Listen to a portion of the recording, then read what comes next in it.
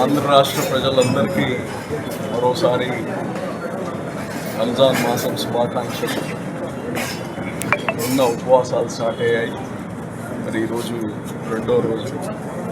భగవంతుడి దయ వల్ల క్లైమేట్ కానీ చాలా అనుకూలంగా ఉంది. ఎందుకంటే ఉపవాసాలు ఉంటూ మసీదులోనూ ఇళ్లల్లో కూర్చొని జపం చేసుకుంటే కూర్చొని ప్రార్థన చేసుకునేది కాదు. వాళ్ళ రొటీన్ పనులు చేస్తారు. ఆల్మోస్ట్ అందరికి తెలుసు 70-80% కష్టపడితే కానీ పూట గడవదు. అటువంటిది ఈరోజు మీరు మధ్యాహ్నం 1 గంటకు పోయినా 3 గంటలకు పోయినా ఆటో నగర్లో పని చేసేవాళ్ళు ఆటో నగర్లో పని చేస్తారు, బెల్దార్ పని చేసేవాళ్ళు బెల్దార్ పని చేస్తారు. అంటే కార్మిక వర్గంలో ఉండేవాళ్ళు కానీ ఉపవాసం ఉన్నామని ఇంట్లో కూర్చునే పరిస్థితి కాదు. అంటే ఈ ఉపవాసంకి కూర్చొని చేసేది కాదు. ఎవరి పనులు వాళ్ళు ఆ పనిలో కానీ ఆ దైవత్వం చూపియాలి. అటువంటిది క్లైమేట్ కానీ భగవంతుడి దయ వల్ల అల్లా దయ వల్ల చాలా ప్రశాంతంగా ఉంది. మరి ఈ మసీద్ ఏదైతే ఉందో ఇది మన శిఖరం వారి వీధిలో ఉండే జామియా మసీద్. ఈ మసీద్ స్థలంలోనే మనం ఆ ఇంటర్నేషనల్ స్కూల్ కట్టబోతున్నాం. సో కాబట్టి నెల్లూరు ప్రజలందరూ రాబోయే తరాలు మొత్తం ఈ మసీద్కి ఎప్పుడు గుర్తుపెట్టుకొని ఉండాలి. ఎందుకంటే వేల మంది బిడ్డలు ఇంక నుంచి ఆడి నుంచి చదివి మంచి భవిష్యత్తు తెచ్చుకోబోతున్నాం. దానికి కానీ చాలా తొందరలో కన్స్ట్రక్షన్ పనులు స్టార్ట్ చేస్తాయి. అంటే ఈ మసీదుకి సంబంధించింది కాబట్టి ఈ మసీద్కి వచ్చి వాళ్ళకి కొద్దిగా ఆ గొప్పతనము వాళ్ళకి కృతజ్ఞత చెప్పాల్సిన అవసరం ఉంది. సో ఇంకో 10 రోజుల్లో ఆ డిజైన్స్ అన్నీ అయ్యాయి. సో ఆ స్కూల్ కానీ స్టార్ట్ అవ్వండి. మరి నిన్ననే ఈ మసీద్కి ఒక నూతన మేనేజింగ్ కమిటీ కానీ వేసాము. వాళ్ళందరికీ శుభాకాంక్షలు తెలియజేస్తున్నాను. ఒకటి, కమిటీలు వేసామంటే ఆ 10 మందే ఈ భూమి పైన మంచి వాళ్ళని కాదు. అంటే 10-11 మందికే వేయగలుగుతాం కాబట్టి ఆ 11 మంది యువకులు, పెద్ద వయసు వాళ్ళు, అనుభవం ఉండేవాళ్ళు అందరినీ కలుపుకొని తీసుకెళ్లే వాళ్ళని వేసాం. దాని అర్థము మిగతా వాళ్ళు దానికి అర్హులు కాదని కాదు. అంటే మామూలుగా నేను చూస్తున్నా, నాకు ఇప్పుడు 10,000 ఇన్స్టిట్యూషన్స్ ఉన్నాయి, 10,000 కమిటీలు వేస్తుంటే గొడవలన్నీ ఆయనే మంచోడా, నేను మంచోడిని కాదా, ఆయనే గొప్పోడా, నేను గొప్పోడిని కాదా. అందరూ గొప్పవాళ్లే, అందరూ మంచివాళ్లే. కానీ కొంతమందిని అక్కడ వేయగలుగుతాం కాబట్టి ఆ కేటగిరీలో వేస్తున్నాం తప్ప వీళ్ళు మాత్రమే మంచివాళ్ళని కాదు. దయచేసి అందరూ కలిసి దేవుని పని పుణ్యం వస్తుంది, మంచి పనులు చేయండి. అలాగనే ఈ మసీద్కి కొన్ని గతంలోనే పెద్దలందరూ ఒక ఇన్కమ్ రావాలని చెప్పి అనేక కమర్షియల్ షాప్స్ కానీ కట్టుకున్నారు. నేను ఆ షాప్స్ వరకు కానీ మళ్ళా మాట్లాడతాను. అయితే ఇప్పుడు చెప్తుండేది ఏంటంటే ఇక్కడే కాదు, రాష్ట్రంలో మసీదులు కావచ్చు, దర్గాలు కావచ్చు, ఇట్లా దేవుని యొక్క స్థలంలో ఉండే కమర్షియల్ కాంప్లెక్సెస్లో ఉండే టెనెంట్స్ అందరికి చెప్తున్నాను, ఇప్పుడు దాకా ఎలాగ జరిగిపోయిందో జరిగిపోయింది. ఇక్కడి నుంచి మార్కెట్లో ఉండే రేట్కి ఒక 10% దేవుడిది కాబట్టి 10%. అంటే మిగతా వాళ్ళైతే ఒక లడ్డు 10,000 అయితే దాన్ని 5 లక్షలకి పాడుకుంటున్నారు దేవుడిదని. ఇది నేను నా నోట్తో 10% తక్కువ ఇవ్వడం కానీ తప్పే.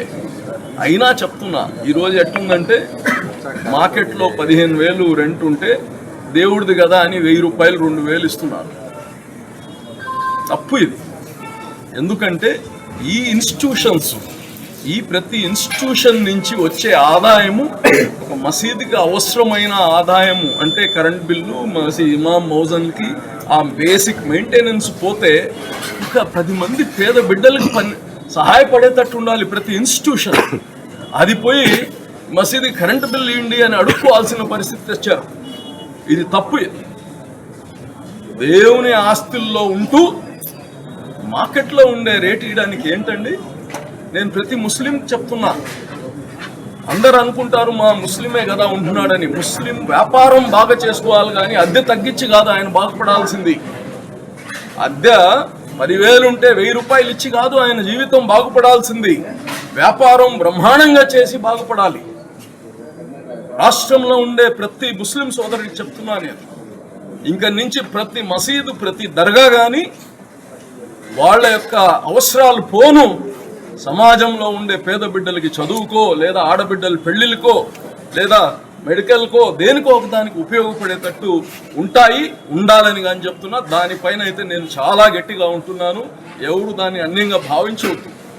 ఎందుకంటే మసీదులు పోయి అడిగేది ఏందండి, వాళ్ళకి ఆస్తులు పెట్టుకొని మా కరెంటు బిల్లుకి డబ్బులు ఇండి ఎందుకు, ఎన్ని ఆస్తులు ఉన్నాయి. కాబట్టి అందరు దీన్ని అర్థం చేసుకొని శ్రద్ధతో ఇంక నుంచి కమిటీలు వచ్చి రెంట్ పెంచండి అంటే ఇప్పుడు దాకా ఉండే వాళ్ళకి తెలీదా, మీరు వచ్చి రెంట్లు పెంచమంటారా, లైట్లు లేవో అన్నీ కానీ వేయమని, ఒకవేళ వేయకపోయి ఉంటే తొందరగా ఈ రోజు రేపట్లో చేయమని కానీ కోరుతున్నాను. ఏదైతే జామియా మసీద్ కొన్ని ఏళ్ల చరిత్ర కలిగినటువంటి మసీద్ ఇది. అయితే గత సంవత్సరం ఈ యొక్క జామియా మసీద్ సంబంధించి కమిటీ లేనందున ఆనాడు రాష్ట్ర వక్ఫ్ బోర్డ్ చైర్మన్ అబ్దుల్ అజీజ్ గారు ఒక అడ్వైజరీ కమిటీ వేయడం జరిగింది. ఏంటంటే ఈ యొక్క మసీదు పరిసర ప్రాంతాలన్నీ జాగ్రత్తగా చూసి దీన్ని ఒక రెవెన్యూకి తీసుకొని వచ్చి ఏదైతే అవసరాలు ఈ యొక్క మసీదుకి ఉన్నటువంటి ఆస్తుల రూపంలో అవసరాలు ఏవైతే ఉన్నాయో వాటి అన్ని క్షుణ్ణంగా పరిశీలించి జరగబోయే రంజాన్ చాలా అద్భుతంగా చేయాలని గత సంవత్సరమే అంటే ఆర్థిక పరిస్థితులు బాగాలేదు. అలా కాదు, ఆ సామాజిక వర్గాన్ని నుంచి 1వ తరగతి ప్లే క్లాస్ నుంచి 12వ తరగతి వరకు ఫ్రీగా చదివించాలని ఒక ఉన్నతమైన ఆలోచనతో తీసుకుని వచ్చినటువంటి నిర్ణయం ఏపీజే అబ్దుల్ కలాం స్కూల్. దానికి ప్రత్యేకంగా రాష్ట్ర వక్ఫ్ బోర్డ్ చైర్మన్ గారికి అబ్దుల్ అజీజ్ గారికి ప్రత్యేక ధన్యవాదాలు తెలియపరుస్తున్నాం. మా యొక్క కమిటీ తరఫున ఖచ్చితంగా ఆ యొక్క స్కూల్కి ఈ యొక్క కమిటీ కానివ్వండి, ఇక్కడ స్థానికంగా ఉండే ముస్లింలు కానివ్వండి, యావత్ ముస్లిం సమాజం దానికి ఈ యొక్క ఏపీజే అబ్దుల్ కలాం స్కూల్కి అబ్దుల్ అజీజ్ గారికి అండగా నిలబడతామని చెప్పేసి మరొకసారి ఈ యొక్క కమిటీని నియమించిన రాష్ట్ర వక్ఫ్ బోర్డ్ చైర్మన్ అబ్దుల్ అజీజ్ గారికి ప్రత్యేక ధన్యవాదాలు తెలుపుతున్నాం.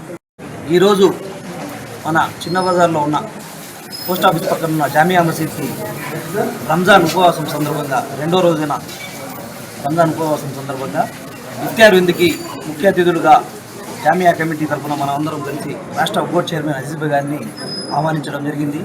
అజీజ్ భాయ్ వచ్చి ఇక్కడ జామియా మసీద్లో ఉన్న పరిసరాలు ఎలా ఉన్నాయి, బాగున్నాయో అని చెప్పి విజిట్ చేయడం, అదేవిధంగా శానిటేషన్, వాటర్ సప్లై, లైటింగ్ ఎలా ఉందని చెప్పి విజిట్ చేయడం జరిగింది. ఒకటే అజీజ్ భాయ్ గారు మాకు ఆదేశాలు ఇవ్వడం, ఇక్కడ ఉండే మసీద్ ఆవరణాలు బాగా చూసుకోండి, ఇక్కడ ఉండే షాప్స్కి కూడా రాష్ట్ర వక్ఫ్ బోర్డుకి ఆదాయం పెరిగితేనే మన ముస్లిం కమ్యూనిటీకి ఏమైనా సాయం చేయగలుగుతాం వక్ఫ్ బోర్డు తరఫున అని చెప్పి మనకు చెప్పడం, మేము కూడా వాటిని విని ఇప్పుడు ఉండే షాపుల వాళ్ళు కూడా కలిసి మాట్లాడతాం.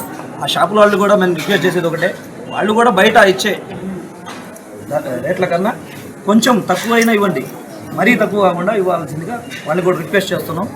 అదేవిధంగా మన అజీజ్ భాయ్ గారు చెప్పినప్పుడు ఈ జామియా మసీద్ తరఫున ఉండే స్థలంలో 13 ఎకరాల స్థలంలో మంచి స్కూల్ కూడా మన రాష్ట్ర మంత్రివర్యులు నారాయణ సార్ గారి సపోర్ట్తో, మన అజీజ్ భాయ్ గారి సపోర్ట్తో మంచి స్కూల్ ఏర్పాటు చేయబోవడం కూడా మన జామియా మసీద్ కమిటీకి చాలా సంతోషంగా ఉంది. మా నెల్లూరు ముస్లింల తరఫున అందరి తరఫున రాష్ట్ర మంత్రివర్యులు నారాయణ సార్ గారికి, అజీజ్ భాయ్ గారికి ధన్యవాదాలు ప్రత్యేకంగా తెలియజేస్తున్నాను.